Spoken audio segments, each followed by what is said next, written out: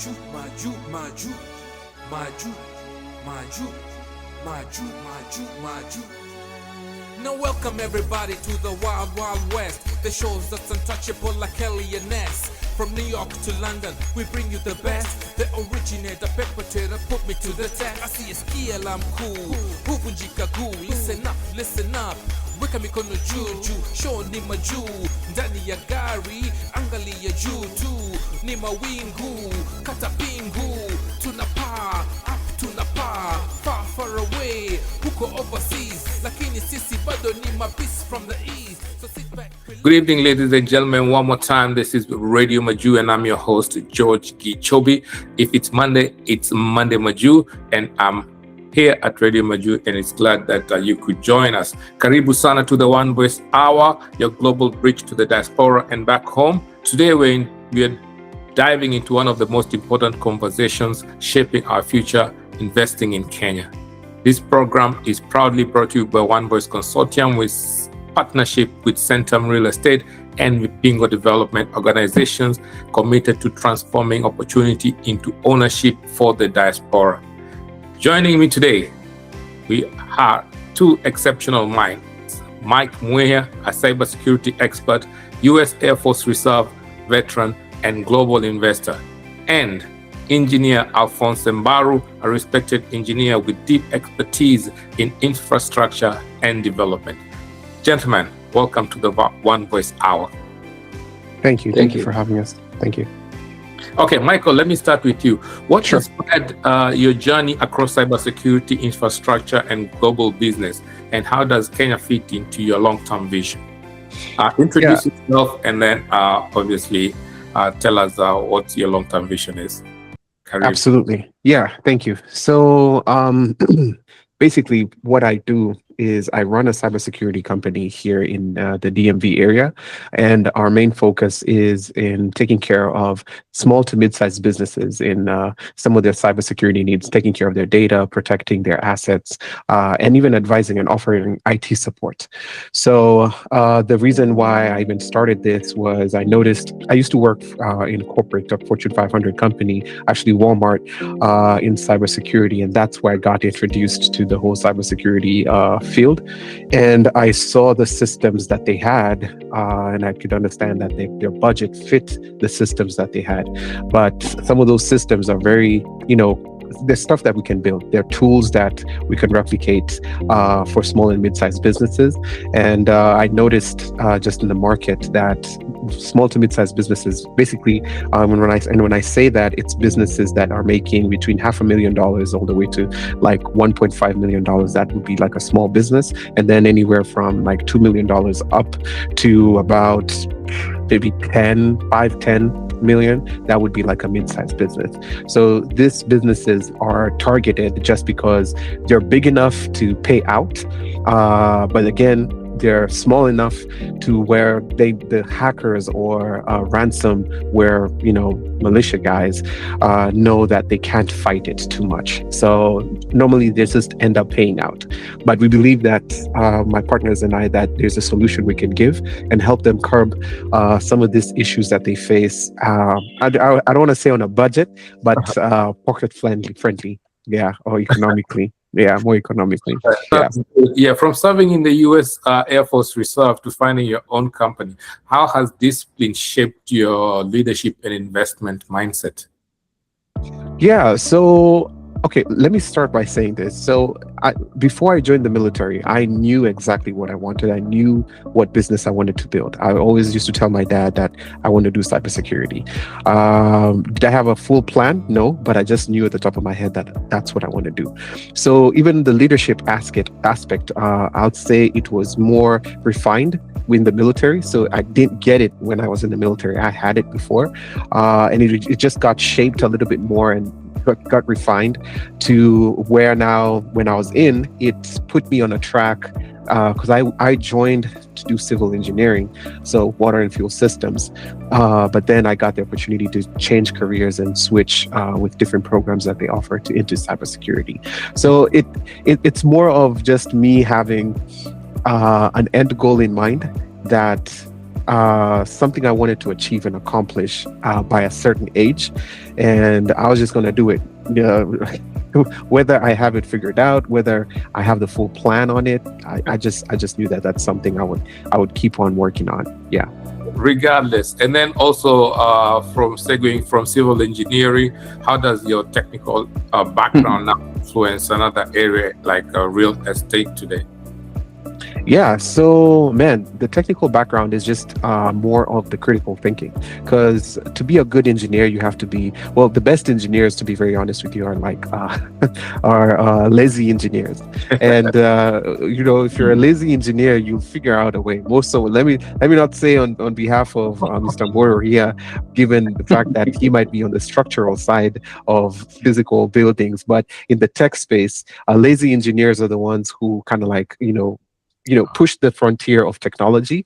So to me, I just aspired to be as lazy as possible and figure out solutions fast. Whatever shortcuts I could get, which are legal and which are sustainable, that's what I would do. That's what I would figure out. But yeah, if that answers the question. Engineering, this is a very good way to segue into engineer Mbaro. Let me bring you in. Yes. So from an engineering perspective, what separates a good project from a truly bankable and sustainable project in Kenya? My name is Engineer Zombo Mbaru. I'm the Chief Operations and Technical Director for both OVC and FSC. I'm based in Kenya, actually in the coast, Kilifi, and in Vipingo. Now, a good engineer is one who provides solutions as demanded by the environment around them. And we are here in Kenya doing that. Basically, I'm a mechanical engineer with a bias to oil and gas. But for what I'm doing with the OVC and the FSC, I have a bias now more to investments engineering, whereby we as OVC and the FSC, we are the bridge now, bringing the diaspora communities to invest in back home. So I'll call that social engineering. Wow. Let's talk about the big picture. Why is Kenya such an attractive investment destination in 2026? Kenya will start from the policy angle, driven by the national government, whereby you have good policies now that are attractive to investors across the board, and more so for the diaspora community, led by the line ministries of Ministry of Foreign Affairs and Ministry of Foreign and Diaspora Affairs, the Treasury, and the Ministry of Industry, Trade and Investment. They have compelling incentive packages that are attractive or will be attractive to any investor from the diaspora, especially one that can link themselves through special purpose vehicles that have a focus on the market as it is in Kenya. Okay, yeah, so Centum real estate's model is unique compared to the traditional property investments, and also Vipingo development has been getting some attention. We now have structured vehicles that are reliable, trustworthy, honest, and basically that make economic sense for any investor to ride on them and make their investments back home here in the entire real estate spectrum. And really, Centum Vipingo Development Limited is huge in real estate.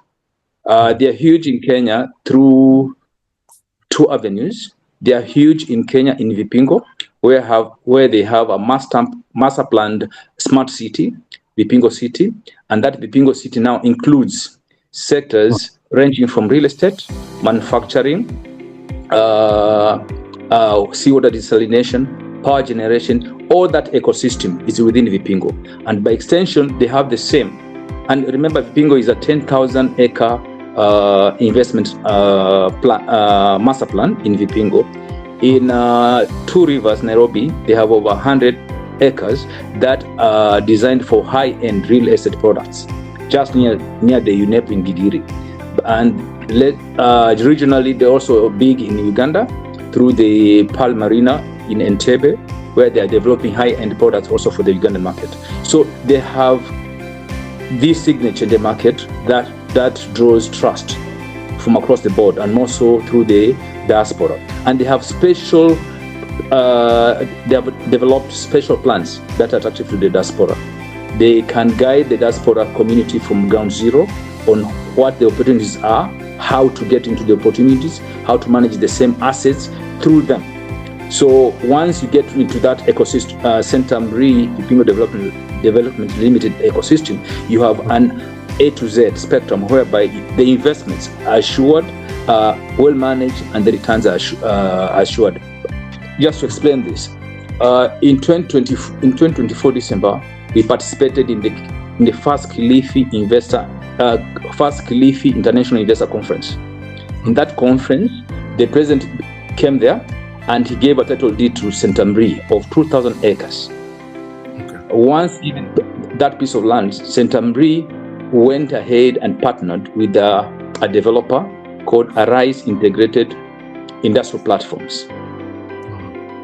So into developing a special economic zone. So that partnership between Centamri and Arise gave birth to what we call here the Pingo Special Economic Zone. And that is huge.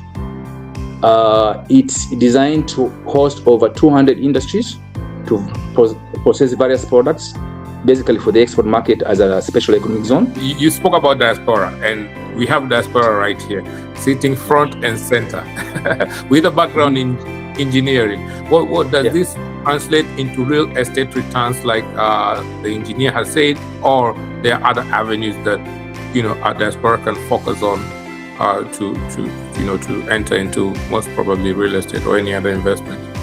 I'll say this. So for anybody in the diaspora, any Kenyan in the diaspora with disposable income suited or directed towards investing back home in Kenya, Centamri has done a very good job in proving themselves as credible and proving themselves that they are able to keep that track record going.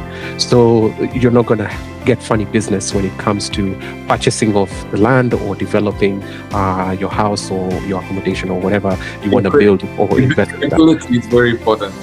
It's very, and the thing is, with people who have a reputation to keep, those are the best people to invest your money with, because they have a lot to lose. And then they're at a stage of growth. Right now it's a perfect time actually to invest and just start figuring out what that looks like. And I know they have proper plans to assist in structuring some of these things. So to be honest with you, for anybody, and you know this, George, like we have Kenyans here who come to the diaspora and they end up staying in the US for 10, 15, 20 years without stepping a foot in Kenya. And out of the blue, they just say, you know what, let me just go back. No, the Kenya you're going back to is very different. And your village and that land that you thought that is your neighbors that he could sell to you, it's very different. Things have changed. And there are conmen, there are so many things. And why do you want to give yourself all that headache and stress? You're used to systems here in the US, use the same systems or similar systems in Kenya. And the Centum has done a really, really, really good job in setting up similar systems to ease the burden or ease the pain of thinking through how to do this. So honestly, in real estate, I definitely just go with Centum. State. So let's make this practical for our listeners. For first-time diaspora investors, what are the simplest ways to get started? When you go to the ground, things are different. So if I'm a first-time diaspora investor, what are the simplest ways to get started? Maybe you can tell us, and then Sure. So if you're completely green and you have zero contacts with anybody back home, definitely look at online resources. So definitely the website, our embassy website is a good resource where it just shows different opportunities that are around. Then on top of that, there's social media. Just looking around just to see, just a soft search on Google can show you what are the leading real estate developing or developer companies in Kenya. And then, of course, now engaging with individuals like yourself, George, we keep on hearing about Centum over and over again. You're going to be like, okay, let me talk to an agent. Let me reach out to someone somewhere. And their contact, I'm pretty sure they're very easy to reach out to and engage with. Their agents are very friendly. And they can, walk you through that whole process. You don't have to know someone who knows someone who knows someone in order for you to be secure with whatever dealing you're going to have. Whoever you get a hold of will get you to the right people and make sure that you get your good investment. So that's if you're completely green. And honestly, always go for the safer option. Just go for the safe option. There's too much information, and maybe Engineer Mbaru can break down land buying versus development versus structured real estate. So the keyword here is structured. Let me add this. I just want to add what engineer has said here. When it comes to reaching out to the diaspora, showcasing the opportunities in Vipingo, Centamri Vipingo Development Limited, together with Food Security Consortium, have a very elaborate marketing structure that is geared towards reaching out to the diaspora all over. And through seminars, webinars, one-to-one contacts through the embassy, we have reached out to so many people in the diaspora. We started in the US, we had one in China. Currently, as we speak, we have a 1-month outreach program in Australia, whereby the current Vipingo Development General Manager is there, trying to showcase what opportunities are in Vipingo. Now, when you come to the structured, as what my friend has said here, we have a structured way of reaching out to the diaspora, and for the diaspora, reaching out to the local vehicles on the ground in matters real estate, like Centamri and Vipingo Development Limited. As he has said also, the resources are all out there through TV shows like the one we have here, radio shows, webinars, seminars. We are all out in the market, trying to reach out to the diaspora and showcasing what we have in Vipingo. Now, when it comes to structured ways of reaching out to the Vipingo, FSC has a very elaborate program. We have an MOU with the Centamri and Vipingo Development Limited. FSC has bought some land in Vipingo in 2 batches. One batch is whereby we have some plots, what we call 1/8 of an acre. We have like 32 plots of that. We are selling to individual diaspora members, to individual local members, whoever wants to come and invest there, whereby you can come buy virgin land and invest in that real estate that you want, or you can also do it through us or Centamri and develop that same estate. We also have another batch of land within Vipingo, whereby we can come and develop the real estate products directly. Yeah, so we have that ecosystem whereby we can always get you connected to the ground and get things done. Okay. We are engineers and you are grounded, and we are on the ground. We can show you the plot where the plots are. You can choose a plot from the brochures that we are going to share with you. And when you are in Kenya, we can also take you on a site visit to see the plots where they are. 1. 2, we can take you through the construction phase, whereby we have various contractors qualified by Centamri and Vipingo Development Limited that can develop the kind of a house or real estate you want. Either you have the drawings or the plans, or if you don't have, you can provide the same through structured contractors within Centamri and Vipingo Development Limited. Now you can buy the land, you can buy a shell, a ready-built house but not completed, or you can buy a ready-made house ready to move into, all within the Vipingo Smart City, with all the infrastructure in place. When you talk about the fiber, water, power, all those things are in one package. Let me ask you like a direct question, like what minimum capital should somebody realistically have or prepare to invest? Okay, an average 50 by 50 plot in Vipingo currently goes for an approximately of about Kenya shillings 3.3 million. Okay, now the finished units we have in Vipingo through Centum, as we speak, range between 9 million, 12 million, 50 million to any other ceiling that you want, depending on the quality and the spec of the houses that you want. Unit, high-end 3-bedroom unit. How much in dollars is that? Poof. Who has That would be That's like 115,000. about 115, 120. Ah, Yeah. so 100K, I'm good to go. I have my title secured, house Yes. bills. All I have, infrastructure, water, electricity, Wi-Fi, Yeah. and all that stuff. Like the Vipingo smart city is structured in a way that once you have the land, then you have all the accessory infrastructure in place. Like for water, you are sure to have a 24/7 supplies of water. Why? They have a seawater desalination plant in place, doing like 3 million liters of water per day, just to serve the Vipingo development investment there. And we also have plans now to increase that one from 3 million to about 20 million to take care of the Vipingo special economic zone and the coming populations there. So on water, you are factored. Again, on power, we have plans to do solar power plant, renewable energy of about 27 megawatts. We are planning to scale that one up to about 50, 100 megawatts. That will take care of the residential and the industrial needs of the state, the real estate part of it, and the Vipingo special economic zone. Adding to that now, we have other infrastructure like fiber. We have a proposed data center there to be done there once we have enough water and power.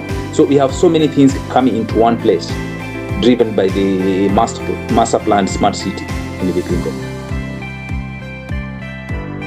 Wow, sounds very good. So just to bring in Mike here.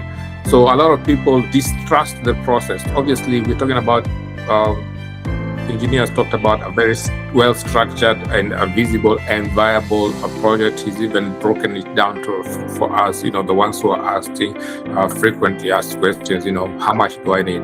You got it right there. 100K gets you well situated. Maybe that's something we should really advocate out there, because for even an average house, let's say from where you live, Mike, $100,000 will not get you very much. I live in the city. I live in the hood, so maybe the hood I can get a little 3-family house, but squashed together. But in the suburbs, one house built of wood, they use unajua anatumia mbao. They don't use like concrete or serious materials like that. So 250, 300 in the good neighborhood, but if you want to go upper middle class, maybe $500,000. So I think that is a very good investment. So, and Mike, Centum has gone ahead. They'll even get you tenants for that, with an average income of over 100K per month, potentially. Yeah, me, I want tenants, but I want sometimes if I come to Kenya, just give them a good time. I'll be there in 2-3 months. Then they organize it for you. But when you're not there, they rent it out, and you get your passive income. That is also a very, very good idea. I'm glad that you said. So I was gonna say about the terms of the risk involved, and since Mike comes in as a cybersecurity expert, how does this how is technology, especially the secure digital platforms, changing how diaspora investors engage with opportunities back home, and also how protected is their data? So I'll say this. To be honest, sometimes some of these systems are non-existent, and you have to create your own. So, and where you have to carve out your own path, your own, due diligence. I normally tell as many people in the diaspora this: it will cost you less just to get a lawyer in Kenya who can do all of this work for you. Don't use your uncle. Don't use your brother. Don't use your cousin. Don't use your mom. Don't use your shushu. Don't do that, because they don't even have a clue where to start. And they'll keep on telling you, send me this, send me this, send me this. You'll keep on paying black tax, thinking that you're actually putting in money to the bingo or where it's supposed to go. But they're not professionals. So, we normally have a rule in business: do not hire people you can't fire. So, if you know you can't fire your uncle and it's going to bring family issues, separate. It's always good to just separate, keep things professional. So, a lawyer right now in Kenya, you can put them on a retainer of 100,000 Kenya shillings a month, and that's like $730. So, for the period of time that you're starting this, journey of like, I'm looking for this house, and it will take me maybe 10 months to get to that very end. You can have a lawyer and you sit down and agree a retainer with them. And, of course, Kenya, lazima, you won't get the number, you negotiate a little bit, but it will cost you less compared to all the money you'll keep on spending in other things and then get conned or you end up losing friendships, losing relationships. Everything is on the line at that point. But as a professional, as a lawyer being a professional, they will make sure that they do due diligence. They will get you your title. They will do everything it takes. They will follow up with the contractors. They will follow up with the thing or make sure that everything has been delivered on time. And they put proper structures around you. Take advantage. We use this in the US. Whenever you're buying a house, you can use a lawyer. You can put money in escrow, because there's also the aspect of, where do I put my money, and then am I taxed when I'm buying this house? Because I'll be sending. How am I sending money? SendWave, you can't send 100K on SendWave. You have to build systems and structures on how to do it. A lawyer will help you build a trust. A lawyer will help you in holding money in escrow for you, in making sure that you're well covered on all aspects legally. That in the case Centum was to ever just go crazy and pull a number on you, you're legally covered and you can sue. So that's the biggest advice that I can say, that can give you the protection and the peace of mind that you need to when you're embarking in such a thing. So maybe we should call on you to build such a system that you said is non-existent. So you think you can build such a system now that we have Engineer Barrow here? You can pass a word along the way and say, now that we know what we need, we have what we need, and we have the people that have that. The dollar goes. You've just seen the dollar goes a long way, so you can do that. Maybe you can build. Something first. But that ecosystem already exists within Centamri as a reach out to the diaspora. And now you just need to make it better and align it to the needs of the diaspora person. Yeah, and you see the reason why there's no need exactly to what you're saying. There's systems are there, but even within systems, there's something that a system cannot do. As peace of mind as it can be, as straightforward as it can be, servers crash, data gets lost, engineers quit. So there's always have redundancies. Just have redundancies, and the proper redundancies, literally foolproof. Have a lawyer. A lawyer will do it all for you. You don't have to worry too much about building something, spending millions of dollars in building a system that still someone will be skeptical about, and you have to educate them. But there you can trust us. It will cost less, but just getting a lawyer and making sure that you're covered in executing this. Because Centamri has really, really done a good job in building proper systems that you can even monitor how your development is going. You can monitor, your land. They give you constant updates on when you start your construction. They give you constant updates. Hey, we've done the foundation. Hey, and progressively work with you. But then again, how do you verify? Now it's just that other layer of verification, and just having that extra peace of mind. A lawyer will definitely be a good investment. Engineer Barrow, now that you're on the ground, what governance standards should investors demand from developers like Centamri? Is there any policies? Is there any particular laws that somebody can do their due diligence before committing their funds? Yes, I think before one's invest, then we just need to do what Mwita has shared here. You reach out to the special purpose vehicle that is dealing with the real estate, in this case, Center Marine, and asked for their programs or how they do things. They explain all that to you, and before you engage with them, yeah. And we have all the sureties that any investor will want, and will have those questions. Those questions will be answered in a way that are convincing. They'll make you be able to make a decision towards the real estate development.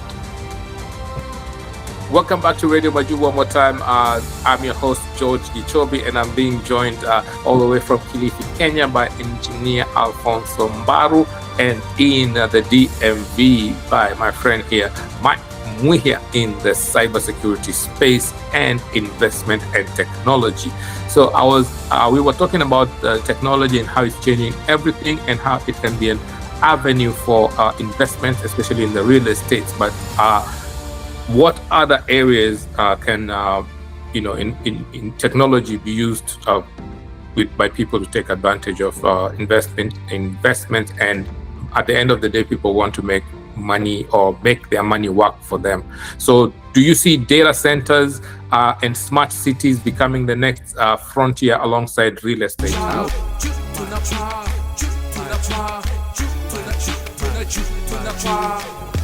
Remember, you're building His image and likeness. God is love and love is God, and God is in all of us. So bring out the G in you. I'm your boy, O Genius, blast my